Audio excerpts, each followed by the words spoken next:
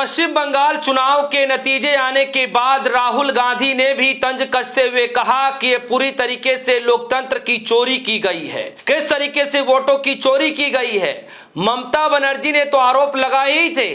उसके बाद किस तरीके से राहुल गांधी ने भी कहना शुरू कर दिया कि जो ममता बनर्जी बातें कह रही हैं वो 100% सच कह रही हैं, वो ममता बनर्जी के साथ हैं।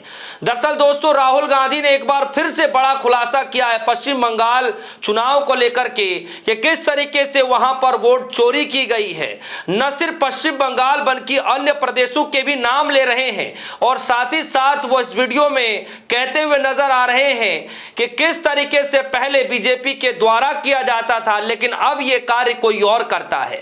आखिर कौन है वो शख्स, बकायदा वीडियो में वो नाम भी बताते हुए नजर आ रहे हैं। साथ ही साथ एक शख्स ने मांग करते हुए कह दिया है कि अब राहुल गांधी और ममता बनर्जी को एक साथ और साथ ही साथ अखिलेश यादव को एक साथ आकर के दिल्ली के रामलीला मैदान में फिर से विरोध प्रदर्शन करना चाहिए ताकि जनता तक ये बात पहुंच सके। जी हां दोस्तों, पूरी खबर मैं आपको बताऊंगा। राहुल गांधी क्या कह रहे हैं, सबसे पहले वो सुनिए। वोट चोरी का मुद्दा तो आपने सुना होगा कि हरियाणा में, मध्य प्रदेश में, महाराष्ट्र में और अब असम और बंगाल में बीजेपी वोट चोरी करती है। ईवीएम के माध्यम से होता है, वोट बढ़ाने और काटने से होता है।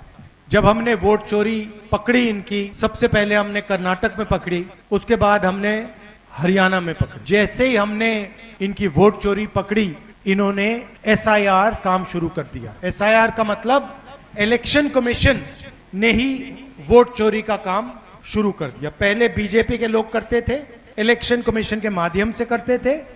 जैसे हमने वोट चोरी पकड़ी हरियाणा में, महाराष्ट्र में, इलेक्शन कमीशन ने ऑफिशियली वोट चोरी का काम शुरू कर दिया। सुना दोस्तों आपने, आज राहुल गांधी ने बकायदा जनता के सामने जाकर के पश्चिम बंगाल चुनाव के नतीजों को जो है उजागर किया है कि दरअसल वहां पे हुआ क्या था।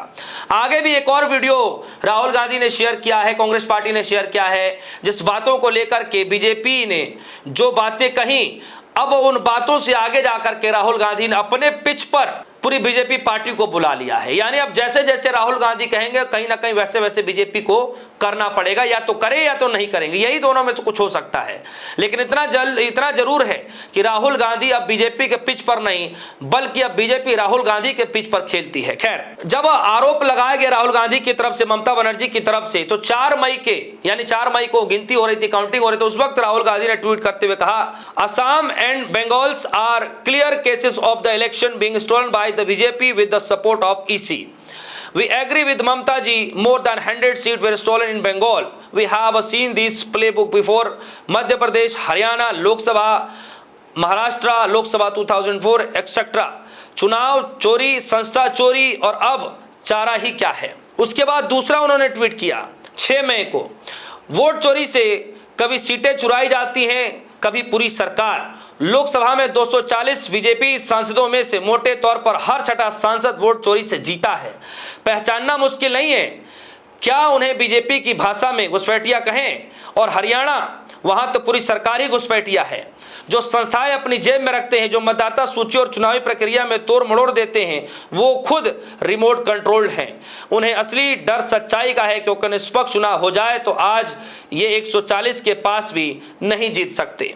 उसके बाद राहुल गांधी ने तब तीसरा ट्वीट किया जब जो बंगाल के सीईओ थे, चीफ इलेक्शन ऑफिसर जो थे, उनके जो मनोज अग्रवाल थे, जब कहा गया कि वो अब चीफ सेक्रेटरी बना दिए जाएंगे या फिर सलाहकार बना दिए जाएंगे, इस तरीके जब खबरें चली, तो उस वक्त राहुल गांधी ने ट्वीट करते हुए कहा कि बीजेपी इसी के वोट चोरी बाजार में जितनी बड़ी चोरी उतना बड़ा इनाम। और अब दोस्तों राहुल गांधी रायबरेली अपने संसदीय क्षेत्र पहुंचे हुए हैं और वहां जाकर के पश्चिम बंगाल में हुई गड़बड़ी को लेकर के जो ममता बनर्जी ने आरोप लगाए, आज राहुल गांधी जनता के सामने बड़े आरोप लगाते हुए नजर आ रहे हैं। सुनिएगा, एक वीडियो और है जिसमें लोकसभा के अंदर बड़ा चर्चा किया गया और वो बिल गिर गया। पहली बार 12 सालों में ऐसा हुआ कि जब विपक्षी पार्टियों ने उस बिल को गिरा दिया और जिसको लेकर इतना हंगामा मचाया गया भारतीय जनता पार्टी की तरफ से कि महिला विरोधी है विपक्षी पार्टियां, और विपक्षी पार्टियों ने जो कुछ कहा वो आप सभी के सामने था। सुनिए राहुल गांधी ने एक ऐसी बात कह दी जिसको लेकर चर्चा का विषय बना हुआ है और सबने सहमति जतानी शुरू कर दी है कि अगर बीजेपी का एक्सेप्ट है तो कर ले। फिर सुनिए क्या कह रहे हैं। अब इनका लक्ष्य था और लक्ष्य है कि ये जो कंस्टिट्यूएंसीज हैं इनको बदल दें, मतलब इनका ढांचा ही बदल दे। जैसे असम में इन्होंने क्या किया, एक कंस्टिट्यूएंसी को अलग अलग हिस्सों में बांट दिया। जहां पे कांग्रेस पार्टी के वोटर हैं उनको फैला दिया, जहां हमारे वोटर नहीं है, जहां बीजेपी के वोटर हैं उनको सबको जोड़ दिया। और ये काम ये पूरे हिंदुस्तान में करना चाहते थे। अब अगर सामने से आएंगे और कहेंगे कि देखो हमें हिंदुस्तान का राजनीतिक नक्शा बदलना है, तो पूरा देश इनको रोकता। तो उन्होंने नया उपाय सोचा। उन्होंने कहा कि क्यों नहीं हम किसी चीज के पीछे छुप कर ये काम करें, और इसलिए इन्होंने कुछ दिन पहले नए महिला आरक्षण की बात, क्योंकि वो चाहते थे कि नए महिला के आरक्षण के बिल के पीछे वो डिलिमिटेशन, मतलब हिंदुस्तान के राजनीतिक नक्शे को बदलने का बिल डाल दे। हमने इनसे कहा देखिए, अगर आप महिला आरक्षण करना चाहते हो तो महिला आरक्षण का बिल तो हम सब ने पहले पास किया था, उसको आप लागू कर दीजिए। जब पहले बिल पास हुआ था उन्होंने कहा इसे हम 10 साल के लिए लागू नहीं करना चाहते।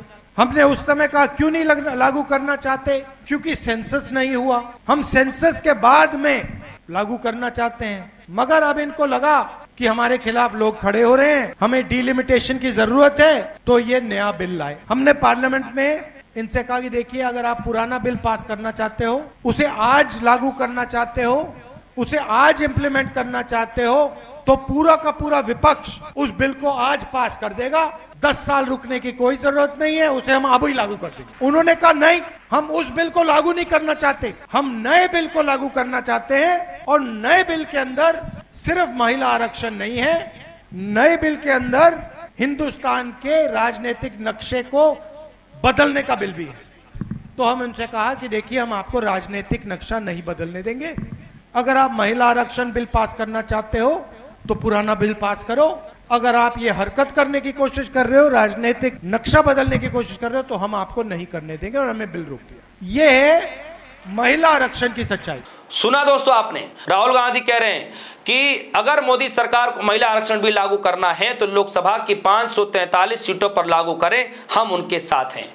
तो दोस्तों ये बात इसीलिए कही जा रही है कि अब राहुल गांधी बीजेपी के पिच पर नहीं, बल्कि बीजेपी जो है अब राहुल गांधी के पिच पर खेलती है। यानी जैसे जैसे राहुल गांधी खिलाना चाहते हैं बीजेपी वैसे ही खिलती है। क्या सच में आपको ऐसा लगता है?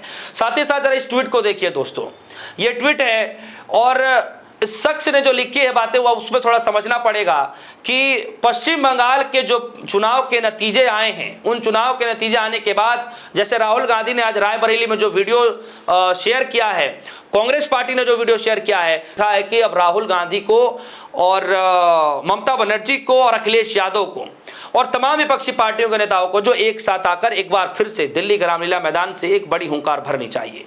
क्या सच में ऐसा करना चाहिए? आपको क्या लगता है? आपकी जो भी राय होगी वीडियो कमेंट सेक्शन में जाइएगा, अपनी राय रखिएगा। फिलहाल के लिए दीजिए इजाजत, देखते रहिए। धन्यवाद।